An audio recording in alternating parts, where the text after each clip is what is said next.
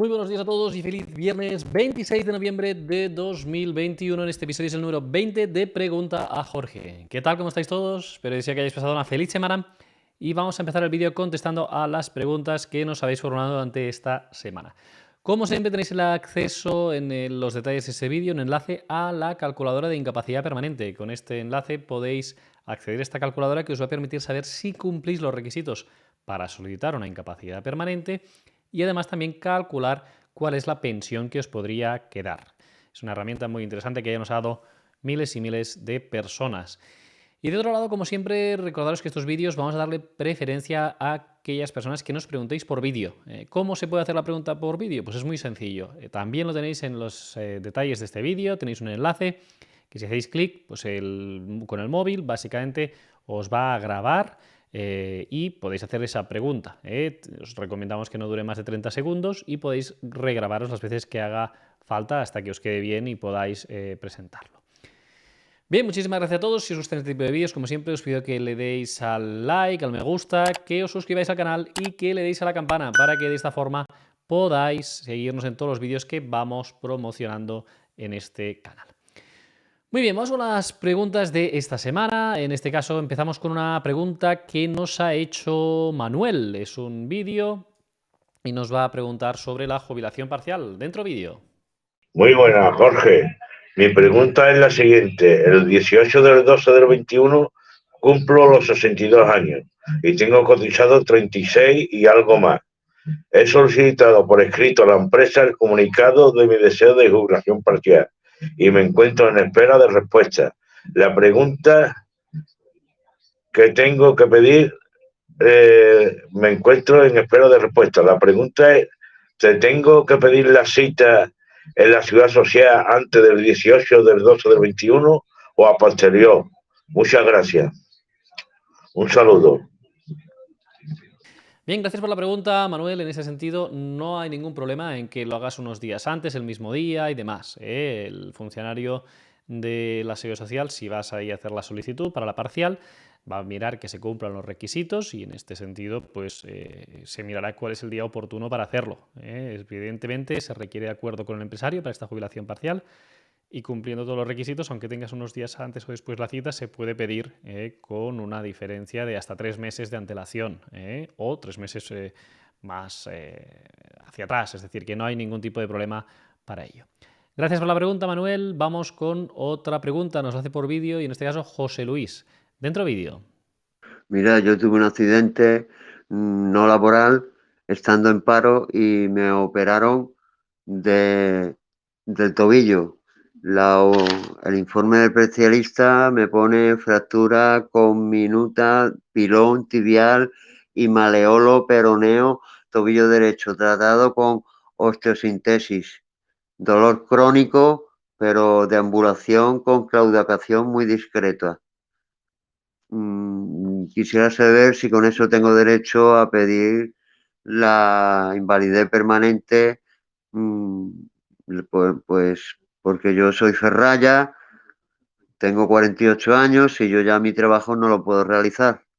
Bien, gracias por la pregunta, José Luis. En este caso, la respuesta sería que tendríamos que estudiarlo, pero parece evidente que si tu profesión requiere estar de pie, hacer esfuerzo físico, agacharte, coger peso, esa fractura que tuviste podría dar lugar a una incapacidad permanente por accidente no laboral.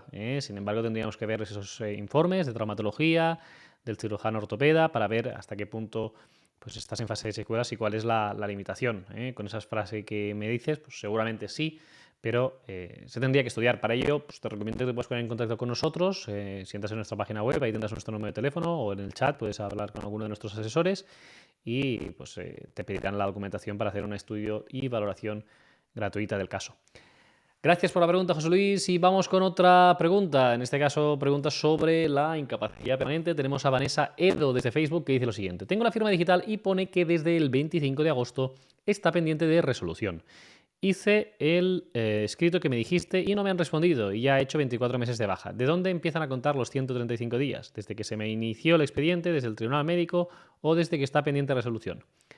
Bien, gracias por la pregunta, Vanessa. Los 135 días cuentan cuando tú solicitas de parte, cuando has hecho una solicitud de la incapacidad permanente. Entonces, esa fecha serían los días hábiles. Sin embargo, en tu caso, que ya llevas 24 meses de baja, es mejor no iniciar una solicitud ya, esperar a que te llegue la resolución, porque puede haber duplicidad de expedientes. Y habiendo transcurrido ya los 18 meses de baja con creces, ¿no? En este caso, mi idea sería que te esperaras a que te pueda llegar la resolución, ¿de acuerdo? Entonces ellos no estarían sometidos a un plazo y en todo caso, ya te digo, esperar a la resolución y una vez te llegue, pues tendrás 30 días hábiles para recurrir si no estuvieras conforme con el resultado de la resolución. Gracias por la pregunta, Vanessa. Vamos con otra pregunta. Nos hace Om Batar y dice: me han dado la incapacidad total revisable a partir del 2026 por lumbalgia. Me pone que la pensión es del 55% y una suma de garantía de IP total. ¿Qué significa eso? Soy madre de 3 hijos y no me han puesto el complemento por maternidad. Tengo que reclamar, tengo 53 años y 17 de cotización. Bien, gracias por la pregunta, Om. En este caso, la garantía de IPT lo que quiere decir básicamente es que tu pensión, ¿de acuerdo?, no llegaba a la base mínima, ¿de acuerdo? No llegabas a la pensión mínima, que se fija en el 55% de la base mínima de un trabajador de 18 años para este año, ¿vale? Unos 570 euros, y como no llegaba al mínimo, te lo complementan hasta poder llegar a esa cifra, ¿de acuerdo? Y por otro lado, el tema del complemento para la reducción de brecha de género, el complemento de maternidad, ¿qué refieres? Sí que te lo tienen que pagar, ¿eh? Entonces, quizás es porque no tenía la documentación y te recomiendo que te puedas poner en contacto con el INS, aportes el libro de familia en el que consten inscritos estos 3 hijos y te van a abonar pues 27 euros más por cada uno de estos hijos. Muchísimas gracias por la pregunta, Om. Vamos con otra pregunta. Nos la hace en este caso Mari Carmen Martí Tormos y dice: yo no cobro por cónyuge a cargo, pues mi esposo trabaja, cobra 1.000 euros mensuales. Yo tengo la total desde el 2008. Me han pedido 3 veces este año la declaración de ingresos del complemento a mínimos. Yo no trabajo. ¿Es que trabajando mi marido yo no tengo acceso al complemento? Bien, gracias por la pregunta, Mari Carmen. En absoluto, no tiene ninguna consecuencia esto. Te lo han pedido por si tienes otros ingresos, pero son ingresos personales tuyos, ¿eh? Tu marido no tiene nada que ver en este caso y por lo tanto los ingresos pues no se tienen en cuenta en este caso, ¿eh? Del marido solo se tienen en cuenta tus ingresos y se tiene que presentar una declaración diciendo pues si tienes ingresos adicionales evidentemente a esta prestación para que puedas comprar el complemento a mínimos. Pero insisto, si no tienes más ingresos o ingresos que superen esos 7.000 euros y pico que se piden, pues podrías cobrarlos sin ningún tipo de problemas y no es porque tu marido pues esté cobrando un salario, sino que el tema es porque tú puedas tener otros ingresos aparte de la pensión también. No es habitual tampoco que te lo pidan 3 veces, pero bueno, si cumplimentas este requerimiento, no creo que tengas ningún tipo de problema para seguir cobrando ese complemento a mínimos. Bien, vamos con otras preguntas. Gracias, Mari Carmen. Ahora preguntas sobre otras pensiones. De Idala dice: quiero saber si cobrando la no contributiva tengo derecho al ingreso mínimo vital. Bien, gracias por la pregunta. Depende de qué prestación no contributiva estés cobrando y de qué otros ingresos puedas tener. Porque aquí lo que se mira cuáles son los ingresos no solo exclusivamente tuyos para la no contributiva, sino de toda la familia, de toda la unidad familiar. Yo te recomiendo, en este caso, Idala, que puedas hacer uso de un simulador que tiene la página web de la Seguridad Social. Hay un simulador del ingreso mínimo vital que, introduciendo tus datos y los ingresos de tu unidad familiar, te dice pues, si tienes derecho o no a poder cobrar este ingreso mínimo vital. ¿De acuerdo? Muchísimas gracias por la pregunta. Vamos con otra pregunta. Nos hace Pedro Bosques. Dice: tengo 25 años y discapacidad del 65. Estoy cobrando la orfandad. Con 18 años y sin cotizar me declaran la incapacidad absoluta por discapacidad intelectual. ¿Eso quiere decir que no puedo trabajar? Si trabajase tendría que informar al INS, pero me podrían quitar la incapacidad y la pensión de orfandad y a mi madre la prestación de hija a cargo.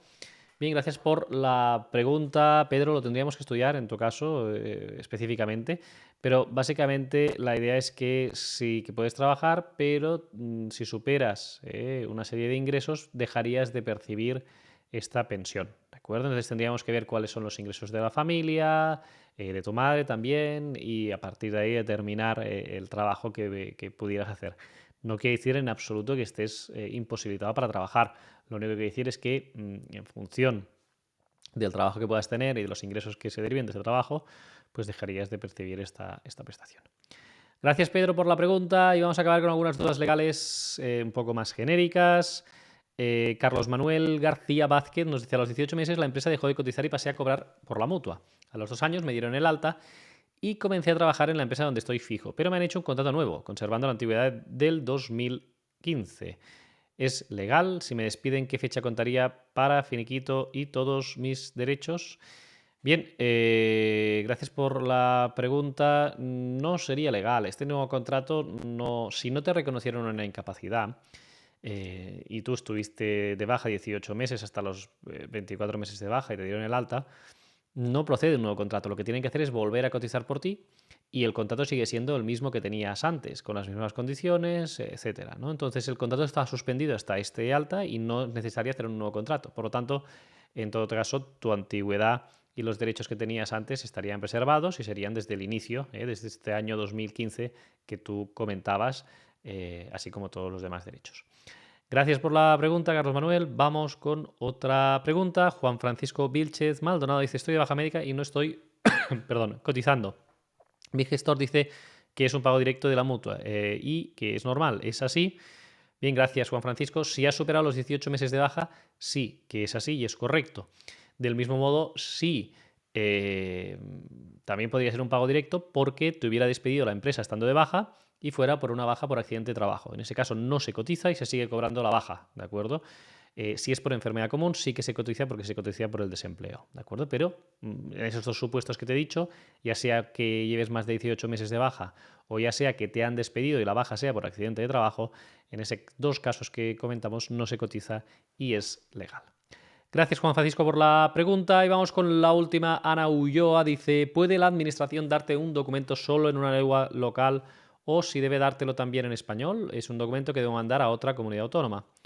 Bien, gracias por la pregunta, Ana. En todo caso, tienes derecho, en aquellas comunidades bilingües, pues a tener el documento en lengua castellana. No hay ningún tipo de problema y te lo deben facilitar sí o sí también en lengua castellana para si tienes que hacer uso incluso en la misma comunidad. Es decir, no te pueden decir que eso ya es válido y si tienes derecho a que te lo puedan emitir también en castellano como necesitas, en este caso. Muy bien, y hasta aquí el vídeo de hoy. Muchísimas gracias, Ana, por la pregunta. Nos despedimos, como siempre, con los agradecimientos de la audiencia. Y tenemos por aquí a Cosmética con Belleza, que dice: me alegro muchísimo de que la justicia llegue a la gente humilde. Mariano G dice: muy bien, así se trabaja. Y Gaby dice: grandes profesionales, enhorabuena a todo el equipo Capmany Abogados. En definitiva, muchísimas gracias a vosotros por seguirnos una semana más, por cada vez ser más suscriptores. Ya superamos la cifra de 127.000 suscriptores, que es muchísima gente, y de los millones de veces que se han reproducido nuestros vídeos, y que es algo que os agradecemos muchísimo y esperamos que os sea de mucha ayuda. Deseo que paséis un feliz fin de semana y nos vemos aquí la semana que viene con nuevos vídeos para todos vosotros. Que paséis un feliz fin de semana.